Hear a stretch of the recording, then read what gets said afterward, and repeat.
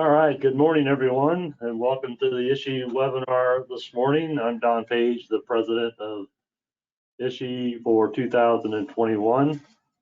We are working diligently on a lineup of events for 2021, and as it stands, we'll continue to host them virtually for the near future, and hopefully we'll get past that and be able to open up to some face-to-face facility tours like we've done in the past. Obviously, we got the spring conference slated for May and the Midwest Healthcare Engineering Conference in November. So make sure you have those on your calendars, and we're going to stay strong and try to get those in person if at all possible. Other events you can learn about on the ISHE website at isheweb.org.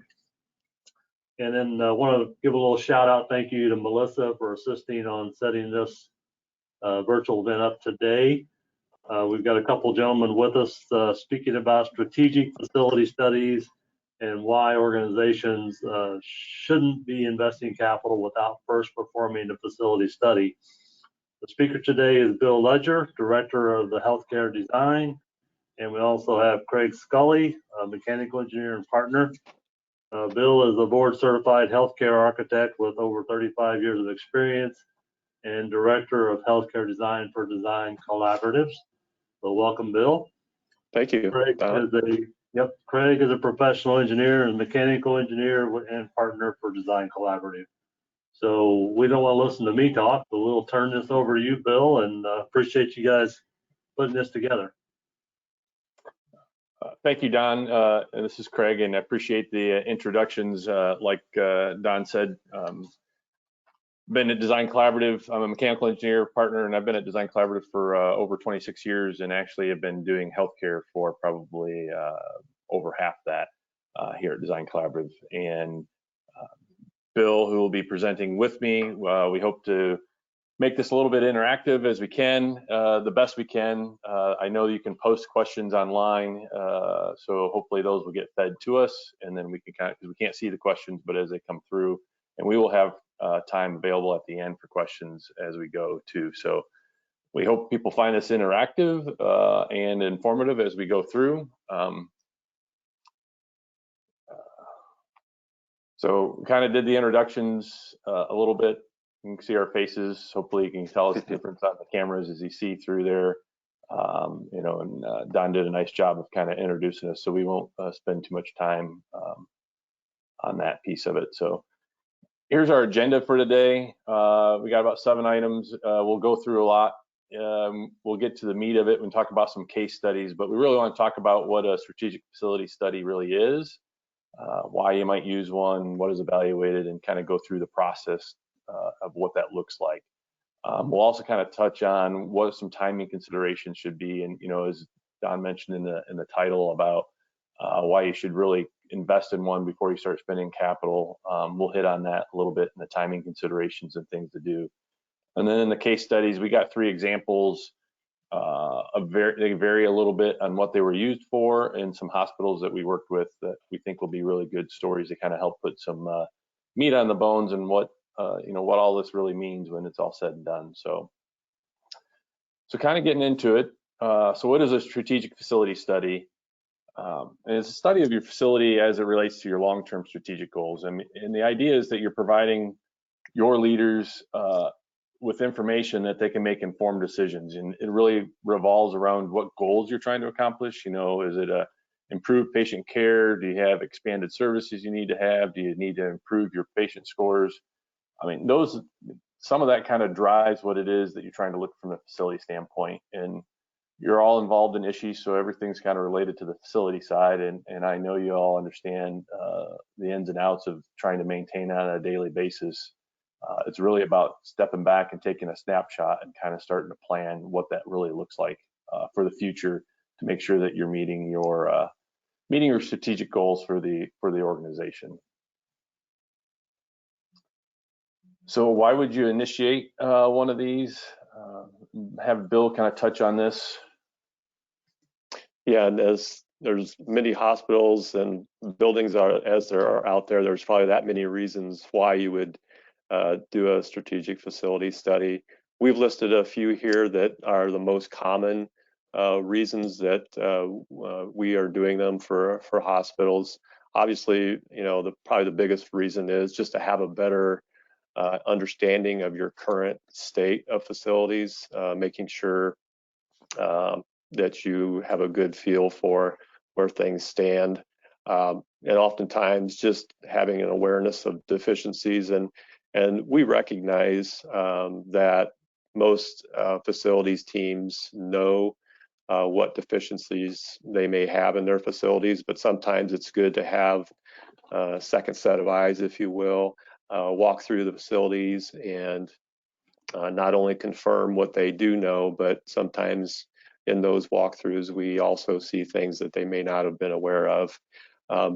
Sometimes hospital organizations are trying to determine best use of their existing buildings. They may be going through some strategic planning and considering changing use of buildings, or in some cases, we've even seen where they're considering decommissioning buildings, making sure that's the right thing to do, and taking those buildings down since they may be older and really would cost more to keep them viable than just taking them down. So that's another reason too. Of course, you know, just having that short and long-term plan in place is really important for your maintenance work. It's really good to have things documented so that you can plan ahead better. And with that plan, we know most hospitals, organizations are working on thin margins. So being able to prioritize those items that you find from a planning standpoint, and making sure your you know, future expenditures are aligned with the priorities of things that need to be worked on. So that prioritization piece is really important.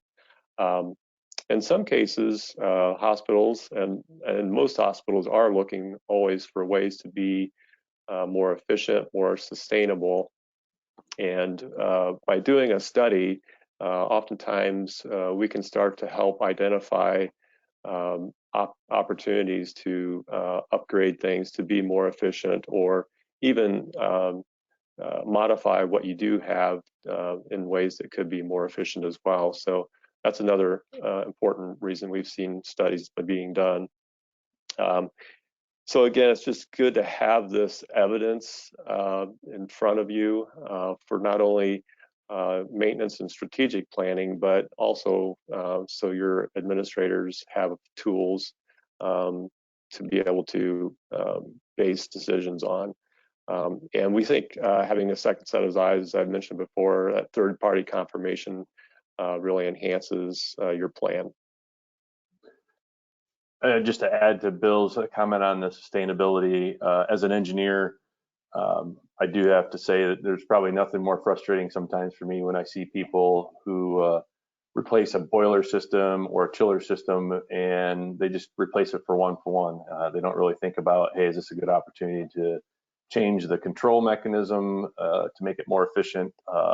And there are a lot of opportunities sometimes if you're doing it more in a planned format versus a reactionary format. So we'd like to run through what a typical study looks at, and there's obviously many different things to consider. So first off, we often will be looking at just the life safety features of buildings, making sure not only are they currently up to code, but if a building is being considered for a new use, a new occupancy, that really then comes into play to make sure it would be suitable for a different use. So first of all, we certainly look at the state building code. That's always in jurisdiction wherever you are. So we would look at buildings compared to the current state building code. For facilities that are licensed here, particularly in Indiana, we would also then need to look at the NFPA 101 Life Safety Code. Of course, our Department of Health has adopted the NFPA 101 code, as well as CMS, Joint Commission. They all use that as well. So we compare those two oftentimes. We also may look at the NFPA 99 facilities code and checking things and seeing if they're in compliance, or if there's an area that needs to be improved. And then the Facility Guideline Institute guidelines, we also will consider when we're reviewing a facility. Again, if a change of use is planned, this really comes into play to see if a current building would support that new use. And sometimes if an area is being considered to become licensed, then certainly it would have to meet the FGI guidelines to satisfy our state Department of Health. So again, that's an important piece that we will evaluate as part of this. And then next, of course, we'll look at the architecture, and that includes, the building structure, the building envelope, even the interiors, and you can see the stairways and accessibility. Just on the structure, we typically, in our initial study, won't get into any investigative type structural analysis. We will just be looking for, settlement issues, or if we do see cracking in foundation walls or other structural members, we will certainly make note of that and recommend further investigation by a structural engineer. The building envelope, of course, is really important. As you know, starting at the roof, that's where most problems occur with building envelopes, and we look really hard at the roof particular, and make sure it's something that is not going to continue to be a problem if it's not already. And then accessibility, I wanted to note on that too, because especially with older buildings, as most of you know, that were built before ADA became law in 1994, a lot of those older buildings may not be accessible. They may be grandfathered, of course, again, but if you change use, then you would be required to bring them up to accessibility. So we will typically, in these studies, make sure we identify any areas that would be of concern. On the MEP systems, we got a list of there. We're going to look at all the HVAC equipment and the plants, the piping systems, plumbing fixtures, and so on and so forth, as well as the lighting and power distribution, some of the fire alarms, and even nurse call if they exist. And probably the key takeaway on a lot of this is, we are looking for things that are aging and approaching their end of their service life. I mean, that's what we're really trying to do. We'll talk about the process here and how we gather that information in a few minutes, but we're not doing detailed functional, we're not going to go into a chiller and run it through commissioning necessarily to make sure it's working through all of its function. A lot of it's going to be based on age, based on conditions, and based on some maintenance records that we'll get, which we'll kind of talk about. But doing a nice little walkthrough and looking through at all the systems to understand what's there, what condition are they in, what's going to take if we need to replace those, when would they need to be replaced, that type of thing. So just trying to do a good high-level evaluation of all those systems. And then we'll also look at some, any special features of the facility or the campus, if that's what's being evaluated. So we will look at site features. Again, looking at condition of parking, of walks, accessibility features. Again, that comes up on the site as well. We'll also look at, if requested by a facility, look at the condition of accessories, of other equipment that may be there. Certainly look at any elevator systems, and again, if an elevator system isn't performing properly or not as it should be in normal conditions, we will make a recommendation for further investigation by a licensed elevator company. So, but we will at least highlight those We just mentioned radiation protection here too, because again, if an area, for example, is being considered for use for imaging, we would want to evaluate that area for the possibility for additional radiation protection. We don't, Design Collaborative, we don't have the capability of testing for radiation protection, but we can certainly partner with physicists to do testing and make sure radiation protection is possible, and or if it already exists, what level of protection is already there. And there are other special systems that we can consider depending on what the building has. But again, as you can see across the board here, we try to be very comprehensive on these studies and make sure we're giving you the best, or giving our facilities teams the best set of data that they can have to make those strategic decisions going forward. I'd like to add too, very often, I mean, this is just kind of a broad list. Often when we're starting one of these, I would encourage, or when a facility is starting one of these, I'd encourage that they're kind of setting the scope and boundaries of what they're trying to accomplish, and that'll sometimes dictate how in-depth you go into these or what's included in all of it, just to kind of make sure that's always the key, is trying to define that scope up front. That makes it a little bit easier for everybody. So. Right. We'd like to run through what you might typically see in a strategic facility study, starting off with the process. So a typical process, and again, every building, every hospital is a little bit different, so the process may look a little bit different for each, but in general, this is what we would typically see being part of the study. So right off the bat, the first thing we'd like to do is review any existing drawings that are there of the building, not only just current drawings, but going back all the way to when the building was originally built, if they're available. Sometimes they're not, but that would be our first step, is just to try to get a good understanding of what is in place currently before we step foot on site. From there, we then like to meet with the facilities leadership team and review with them, the purpose of the study to start off with. But more importantly, we know that most facilities teams have a really good idea of what their concerns and their issues are, what they're typically struggling with on a daily basis. And we want to gather that information right up front and make sure we have that as we go forward through the study. From there, we would schedule on-site visits of the building or the campus, whatever the case may be.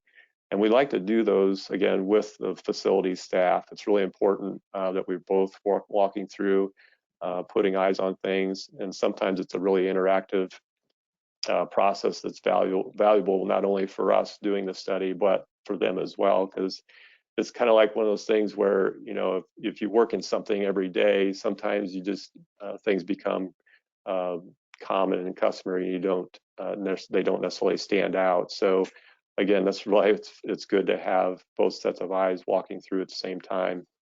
While we're doing those walkthroughs, we'll take lots of photographs and document as much as we can of those items that stand out that may need attention.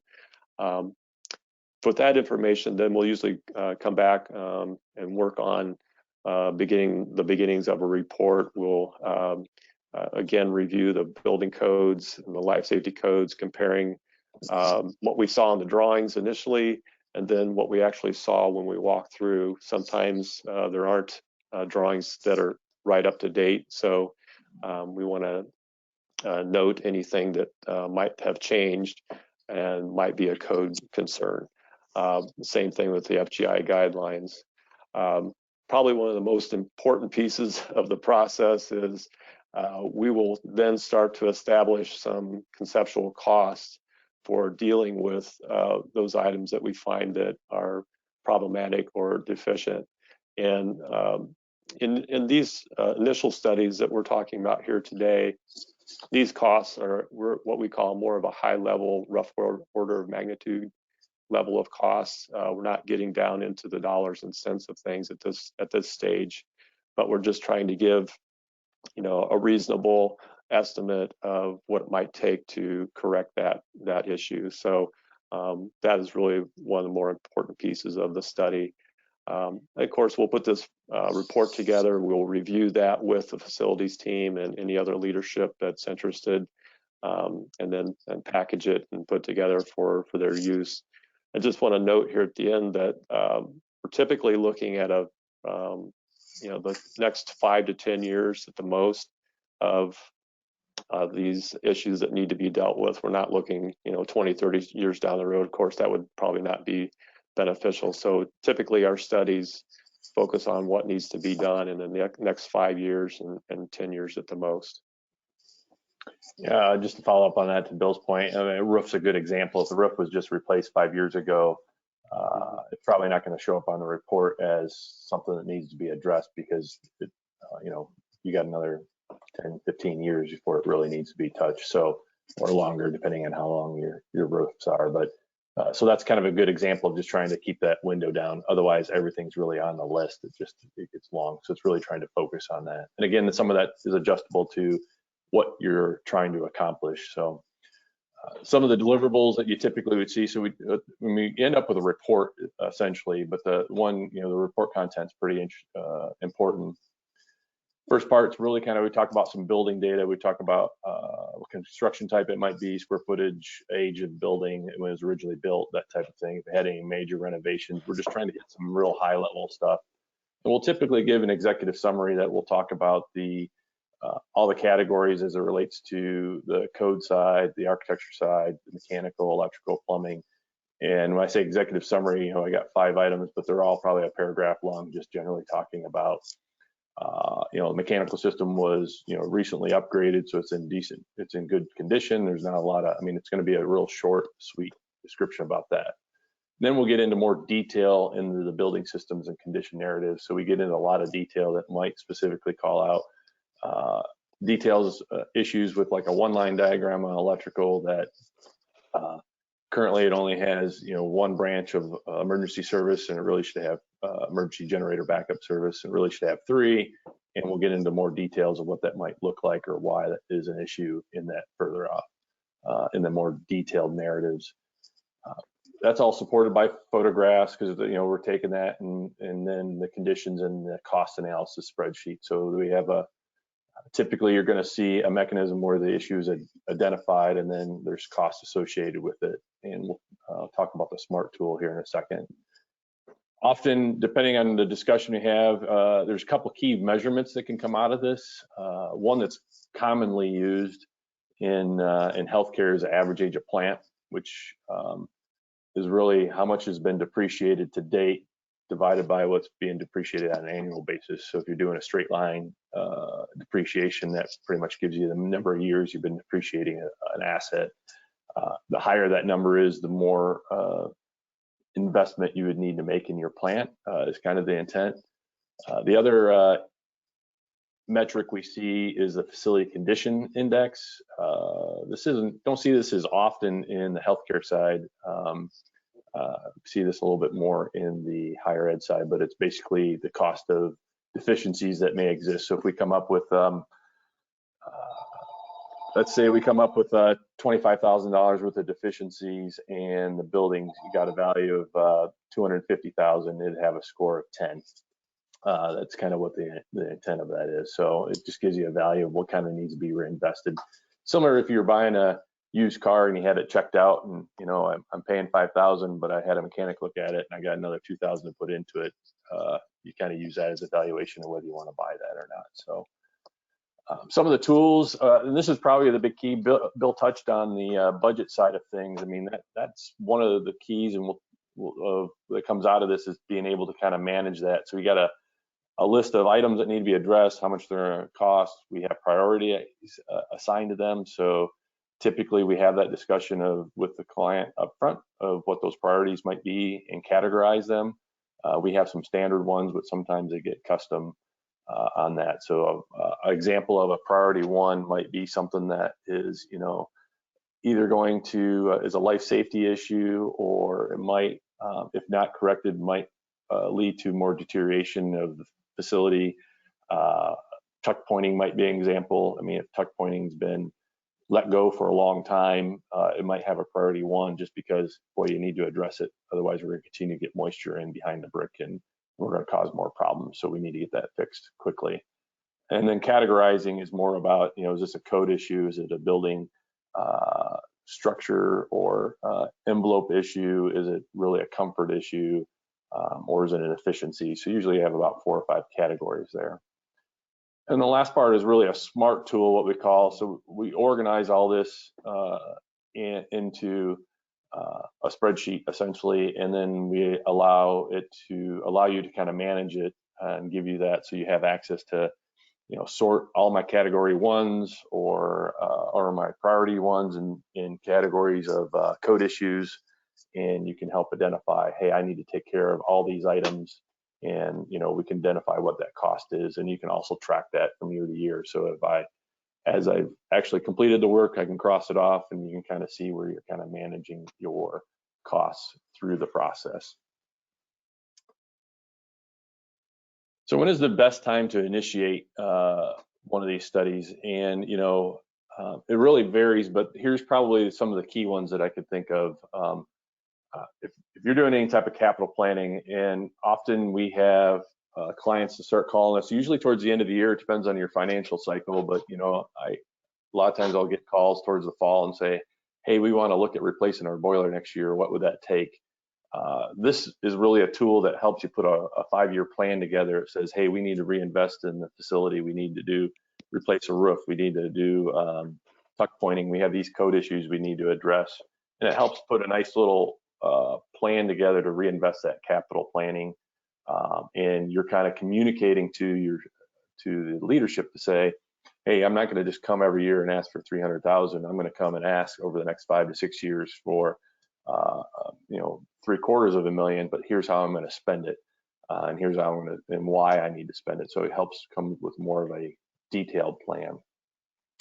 The other place where we see this is master planning. A lot of times, facility might be going through master planning, looking to see about adding services, moving services, and this master planning piece may look at allowing us to kind of evaluate the existing facility. If that service was to stay where it's at, what would you need to do to kind of meet new modern needs? Med surge is a great example in our hospitals that we deal with. You could see med surge that was built in 1950s does not necessarily meet what I would say patients would expect to see today.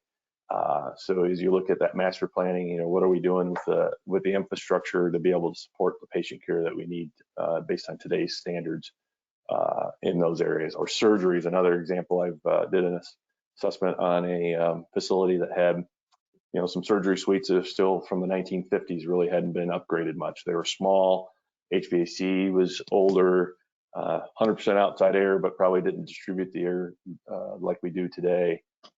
Lighting and the power and all that was kind of in need of repair. But again, is it better to fix it in place, or is it better to relocate that? That's part of the master planning. And then future planning kind of ties into that same master planning piece. If you're looking to extend into the future, where do we need to grow?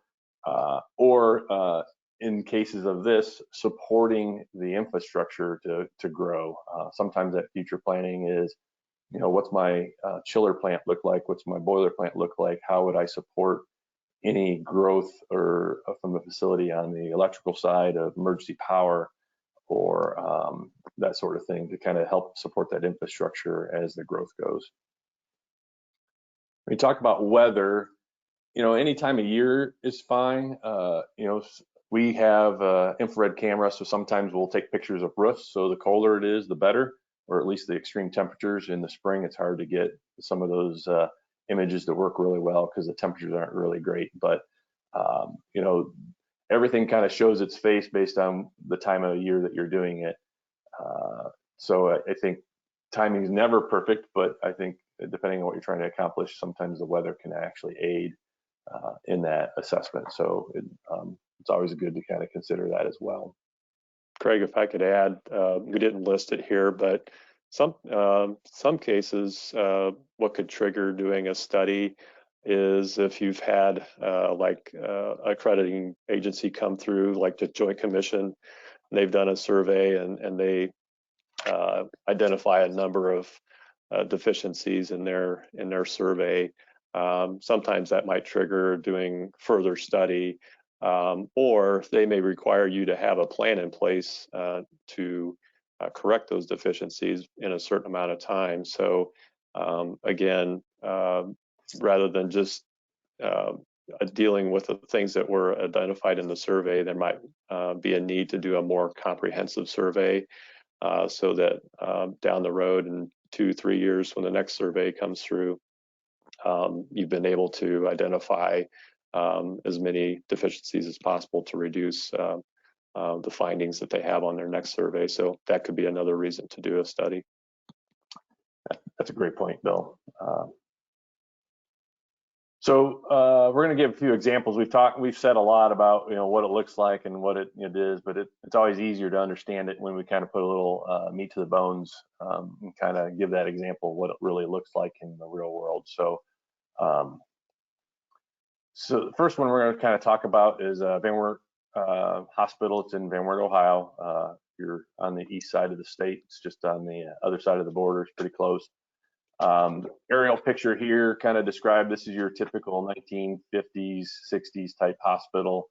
The white roof in the center is the tower that you see to the right. That was the original hospital. It's been added on to numerous times through the years, as you can see by the different colored roofs and elevations. Very typical that you would see in any hospital in that era, which is common. I'm sure there's people online that are thinking the same thing. So this is where you typically are going to see these types of studies, is something in a facility like this, something that's brand new, you're not going to see as much. So it was a original 1957, multiple editions. Really interesting story on this one. So it was built by the county, owned by the county, and then there was a county hospital board that ran it. So there's two separate entities, and the hospital, if you will, entity actually did not own the facility. And so they had a previous administrator that in his try to actually get the facility under his ownership, because he couldn't use it as an asset to borrow against because he didn't have ownership of it. He was trying to get the county to sell it to him. So he kind of was always kind of pushing, negotiating, saying, hey, if you own the building, you should be investing in it. I don't own it.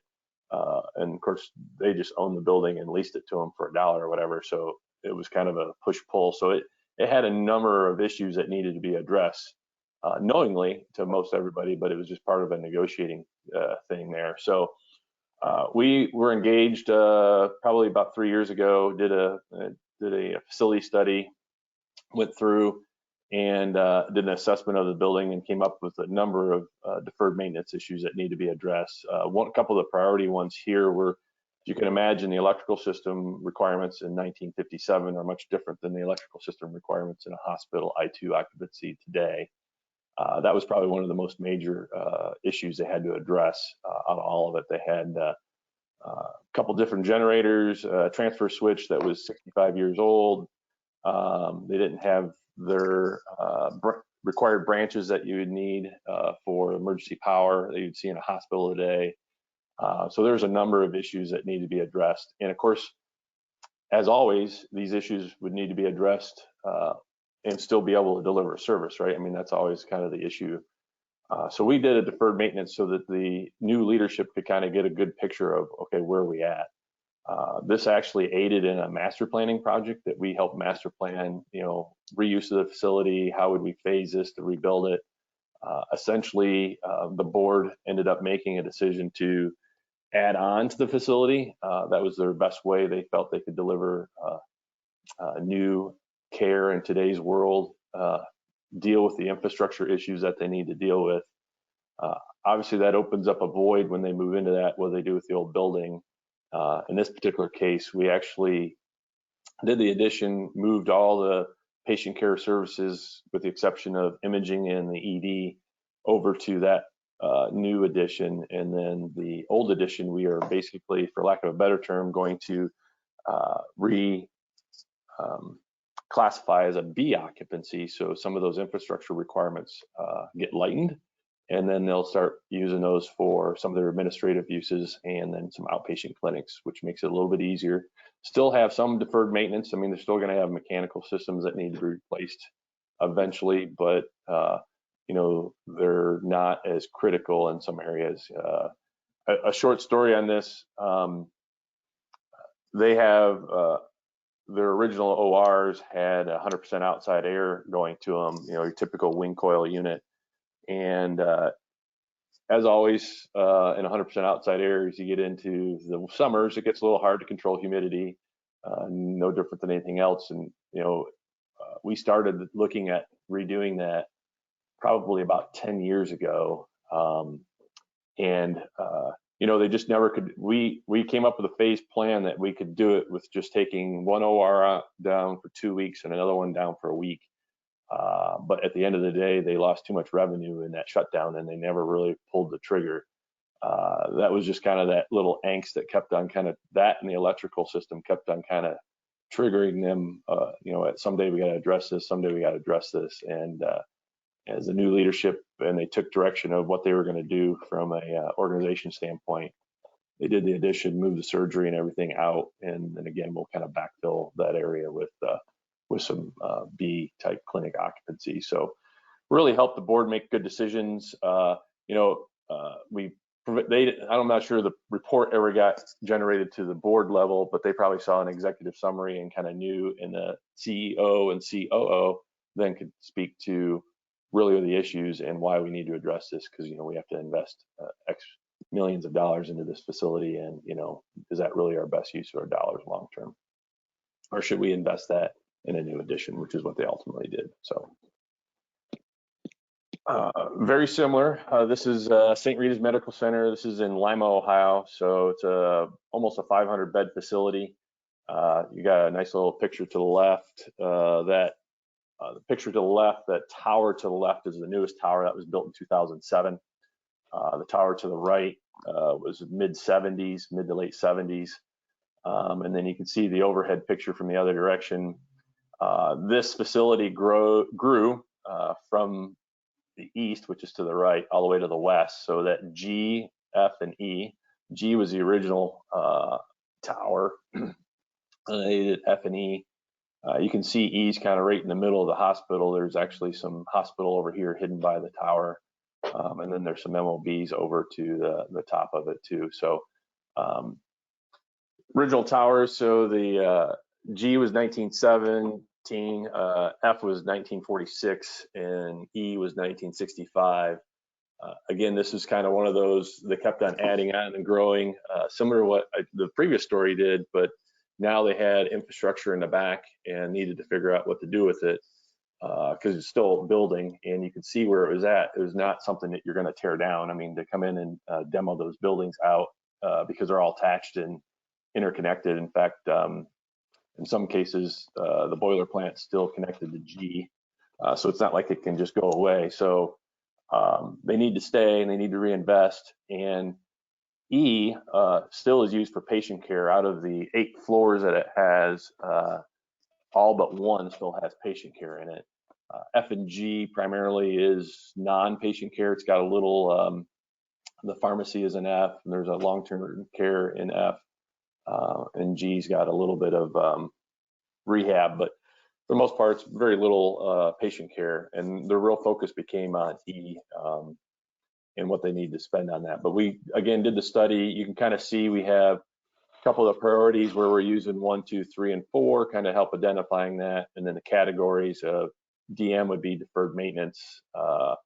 And then, you know, just kind of C is compliance type issues and facility infrastructure, that type of thing, kind of identifying those pieces that need to be addressed. So this came back and we had a number of dollars that need to be invested. This kind of led into really some infrastructure master planning. So there's 2 pieces that came out of this one. One was, is E, which has patient care in it today, continue to be patient care? And if so, we need to invest in redoing the infrastructure. Again, 1965, it's it was built in 65, and a lot of the mechanical electrical systems are still from 65 and doesn't meet today's requirements. So if it's going to continue to move patient care in the future, it needs to be updated because a lot of those systems are beyond their service life. The other infrastructure master plan really came out of this, though, was there was a med gas, a chilled water, and electrical infrastructure master planning and implementation that came out of this. The facility actually has 3 chilled water plants. We eliminated one on E, combined the other 2, repiped some things, and reserviced the entire facility off of the existing 2 plants. They actually had enough capacity. They had more capacity than they needed, actually, and they had chillers failing in E. And so that master planning project was a way to make those E chillers go away and then prepare to have chilled water available in areas of the building that they didn't have it before. If any of you have ever been part of a renovation project, mechanically and electrically, there's always a challenge if somebody wants to do something and you go to do it. And there's no chilled water available, there's no electrical available, and of course you got a budget to work with, so you get something to work, but it probably isn't the right answer long term, but it works within the budget and it gets the job accomplished. This allowed us to really kind of step back and say, hey, how would we really need to deliver chilled water? We did electrical, and we did the same thing with met gas, be able to have those services available where they're going to be needed, and how does that help us plan for the future? So they've been implementing those infrastructure master planning projects over the last couple of years, leading up to what will be eventually the renovation of the tower on the mechanical electrical side, so that all those systems leading into that are in place, and we just go and connect to them when we renovate the floor. So it's been a great way for the leadership to really understand what they need to do and force them to look at, hey, what are we doing with patient care? Because facilities was really struggling. It's like, you know, where they're dealing with old systems and trying to keep them up and running. And I think they felt like we're not delivering the patient care that we could if they were updated. So it was a great way to kind of communicate that to the leadership to say, hey, this is what we need to invest and this is how we're going to do it. We currently are in the process of master planning what will go on the floors. So as we start to phase that infrastructure and the replacement of those floors and upgrade for future use, and putting them in a position to be able to expand services where they need it, and it'll be good and be able to allow them to deliver patient care long into the future again. So, Craig, I might add too on those floor renovations that you just mentioned in E that we're getting ready to plan. This is one of those examples too where we're actually they want to move different departments to different floors. So then when they do that, that will throw them into, now they're going to have to comply with the current codes in order for those to work. So for example, on the 4th floor currently, they have an inpatient behavioral health unit. Ideally, they'd like for that unit to be on the 6th floor for some internal purposes. So of course, you're starting from scratch when you do that. And now you need to make sure that that new floor meets with current codes. It's no longer grandfathered. So this is one of those cases too where it's really good to evaluate what's there now and will it work well for the future intended use. thanks, Bill. The third case study we'd like to share with you today too is a study that we did about 6 years ago now for Parkview Health and at their Randalia campus. The Randalia campus was Parkview's main campus for many years since the original hospital was built in the early 60s. And then in 2012, Parkview built a new regional medical center on the north side of Fort Wayne. So this campus then became an interesting subject for the community. Obviously, they were concerned that Parkview might totally move away from this location and kind of create a brown spot for the community in that area. But ultimately, Parkview did decide to stay here at the Randalia campus, and the Randalia Hospital we've highlighted on this aerial map. It's kind of up in the upper left corner of the view there. So and it's really kind of been necessary. They've really not lost much, if any, census at this campus. It's been a very active and busy campus, even with the construction of their new medical center on the north side of Fort Wayne. So they asked us to help them study. We didn't study the hospital, but they asked us to look at a number of standalone buildings that were a part of the campus at that time. This was their primary campus. So obviously, over the years, they built many other buildings to support the hospital. So there are 8 buildings here, as you can see in this aerial, and most of them were located on the campus near the hospital.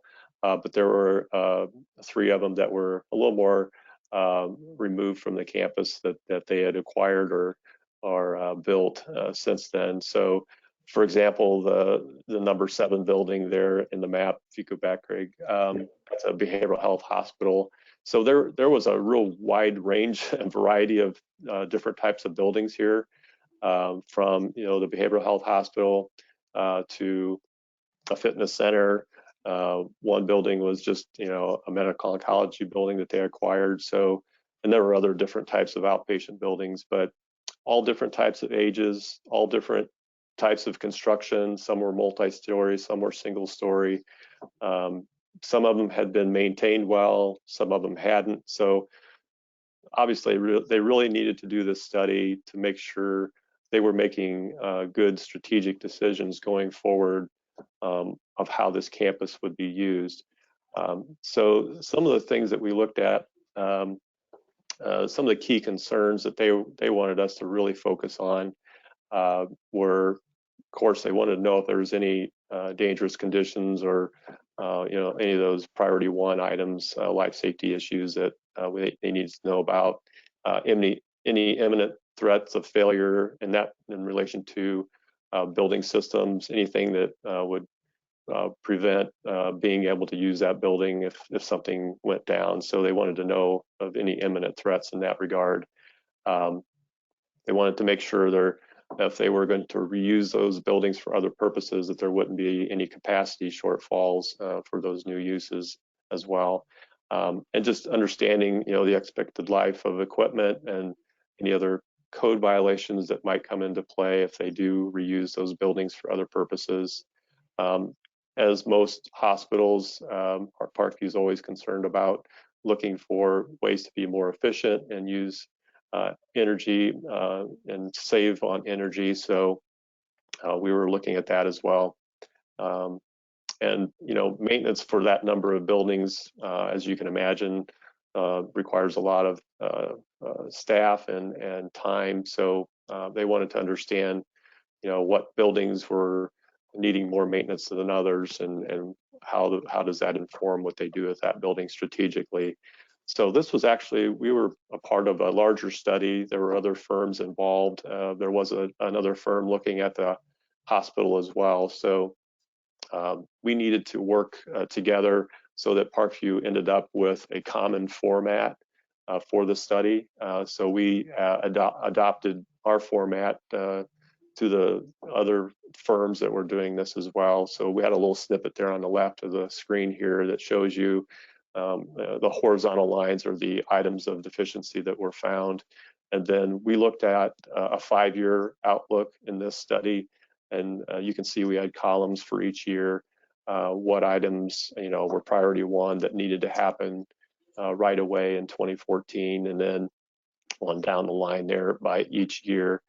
Of course, and we're showing snippets of little of the costs that may be associated with each of those items.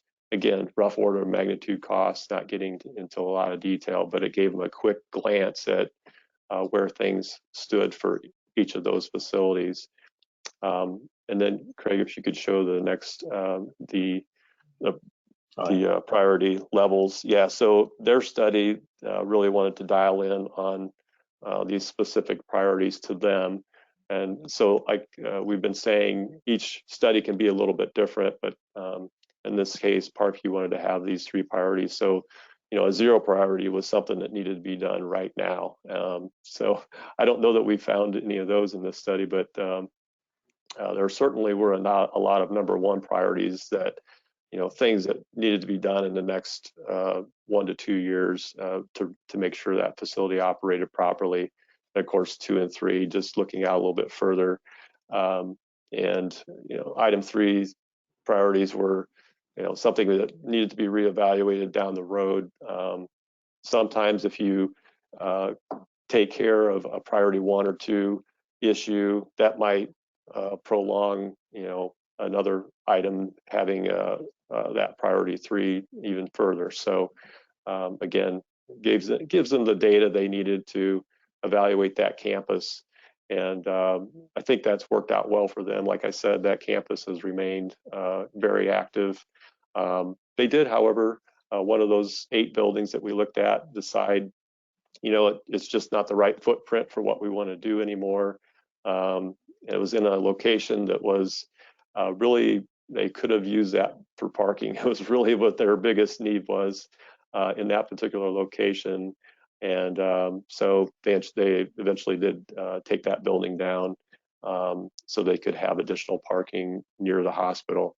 So again, that's why these studies are really important, so they can make those decisions and know they're making the best decision for their campus.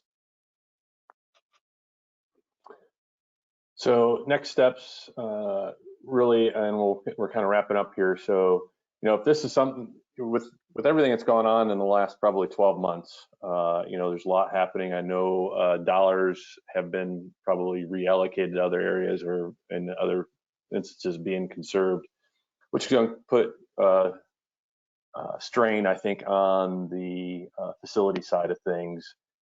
Now, in our opinion, is really kind of a good time to step back and say, hey, what's my plan for the next 5 years to invest? Because I think dollars will be, while they'll start flowing again at some point, I think it'll be good to make sure that you folks are putting yourselves in a position to say, hey, this is why we need to reinvest. So kind of stepping back. So if this is something that hey, I don't have one in place and I really should, your next step should really evaluate. So why do I want to put one in place? What's my leadership looking to do long term over the next 5 years, and how does that affect my facility, and how can I make sure that we're in a position to serve whatever use they want to do with that? I think I would start with that, and then engage with somebody, whether it's us or anybody else, a professional. Bill mentioned this earlier. A lot of this stuff we're going to ask questions of the facility department and feed that through. A lot of this just needs somebody to take the time to go through it and put the report together and take that information out that your maintenance staff probably has. I mean, you probably have a HVAC tech that can tell you what chillers are good, what chillers aren't bad. And it's really having somebody sit down and ask those questions, maybe hear what service issues they've had, and being able to kind of address that in a comprehensive report that kind of puts that out. And timing, again, as we kind of mentioned, is kind of key. This is something that typically can be done depending on the size. I would say anywhere from, if you're doing a small building, in fact, you're doing a small building, could be anywhere from a couple weeks to, if I'm doing a larger facility, it might be a month and a half. So timing wise, you want to put that into play too, that if I'm going for funds in October and I need to start making pitches probably in August, September, having this in place ahead of that would be ideal. So some of that timing is really something to consider as well. So one thing I didn't mention, I just thought about this, is we've done some of these, I would consider on the light side, when facilities are looking to purchase facilities as well, just to kind of know, hey, what are we getting into? We've come in and done kind of what I consider a fairly high level one, just to kind of say, what, there's due diligence. This is what you might be looking at from a infrastructure standpoint that you may need to address in the near future. Yes, you're going to buy the building for $100,000, but you may have $150,000 worth of investment that needs to occur in the next 5 years. So,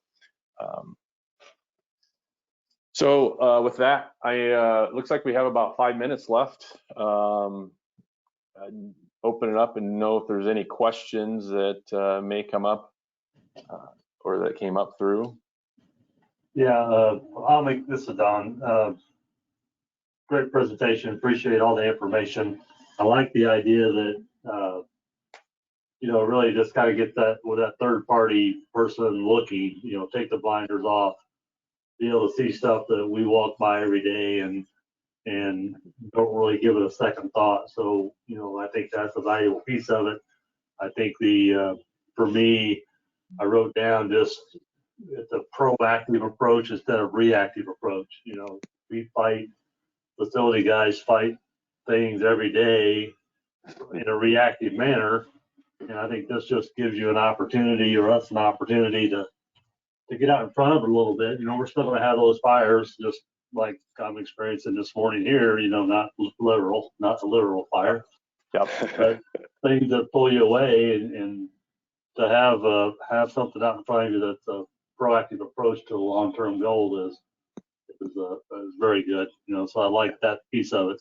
Couple of questions. Does your assessment include any kind of ROIs on investments that you cite a boiler that's aged, and proposal is to change it in the next 24 months?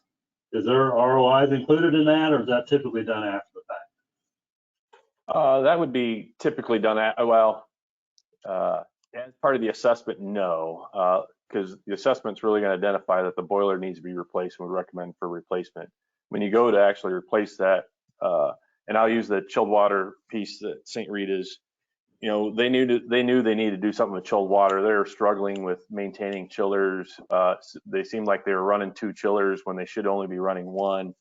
There were a number of things that just weren't. And again, as a mechanical engineer, I see it happen all the time, and I've probably been guilty of it myself. I need chilled water, so you kind of scab on and do what you need to do. And over the years, it just ends up being kind of a spider web of a mess. In that particular case, we stepped back, reevaluated it, repiped some areas where the 2 plants were tied together, got rid of the 3rd plant, which was what's driving it, because it was failing. I mean, it was, and they probably would have just looked to replace the chiller had we not stepped back and looked at it. We redid the pumping, and we're still collecting some energy data, but maintenance. I started when I was going to school. I started working in the physical plant, so you get a lot of information from maintenance guys. I learned that early on in my career, and the anecdotal information I got was that K tower that you saw there. He said it would take us we'd have to run 2 600-ton chillers on a mild day to keep that cool. And he says, now I can do that plus other parts of the facility with just 1. So obviously they had some pumping issues, and they weren't being very efficient with what they're doing it. So there wasn't an official ROI, because in that one, it's just such a big monster to be able to model. That would have been tremendous amount of time. And we were going to go, let's get it put in place, and then we'll monitor the energy afterwards and kind of say, here's what our ROI was on it. So. Yeah. And I understand that completely, because obviously a lot of that ROI depends on what type of piece of equipment do you end up going with at the end of the day. Correct. They're all different on efficiency levels and that type of thing. Anything on, say, I'm a facility that's wanting to do this assessment, is there rough, and I don't want to put you on the spot on pricing, but is there, from a budgetary perspective, to do an assessment, is there square footage dollars that would typically be the range you would see? Or just all, I'm sure it's just all over the gamut with depending on what the people are asking for. So it's fine to say you just need to reach out and explain your situation. I was just curious if there was some thought there. I might jump in there real quick to say, Craig, yeah, you're right, Don. It's all over there. It just depends on the size of the facility, the number of facilities. For us, for Design Collaborative to do a study, we're working on it's just our time. What time we would be putting into it. So yeah, it's really hard to. I don't think we have a fee per square foot kind of a number that we could share that we know, but it really just comes down to amount of time that we'd be spending on it is the main thing. And that's probably the first conversation we would have with anybody interested is, what exactly are you trying to do? And we would work with them to dial in, an appropriate fee for what they need to do. So that's a conversation we would definitely want to have. We just don't, drop a fee on without having that first conversation and understanding what the needs really are. Yeah. And Okay. that, yeah, and there's, I mean, it's not like dollars per square foot. It's probably more like, cents, whether it's 5 cents or 10 cents or 15 cents. It's not a large, I mean, it would just be like anything else. You'd see it as from a study perspective, and it is related to scope, but it's not like you're going to be spending hundreds of thousands of dollars on something like this, particularly at the level that we're trying to keep it at. So, and again, it can be, I've mentioned you bought a house and you have it inspected. And I mentioned we've done this for, hey, we're looking at this property. I just need to know. In fact, I got one coming up this week. Just need to know what we're getting into. That we almost do it at a much higher level just to kind of get a real snapshot. Usually time is a concern there. They don't have a month, they're trying to make a deal in the next 30 days and they got 2 weeks to do due diligence. And so that's usually part of the due diligence phase. And that's usually a little bit lighter, less costly. Something you're doing for a 5-year plan might be a little bit more in depth, a little bit more cost there. So. Sure. Yep. Well, thank you for that. I don't see any other questions coming in. I know we're we're slightly over the hour. So I just want to say thank you from ISHE to you guys and the presentation. You guys have always been a great supporter of ISHE. We appreciate that with all that you do in that area. And good information. Hope the users or listeners all found it to be beneficial. And we're looking forward to more of these and looking forward to meeting with you guys face to face again one of these days. Yeah, Right. It'll be nice. Yep. Will be good. Thanks, Don. Thanks, Don. Appreciate it. Everybody have a great day. All right. Thank you, gentlemen. Thank you. Bye now.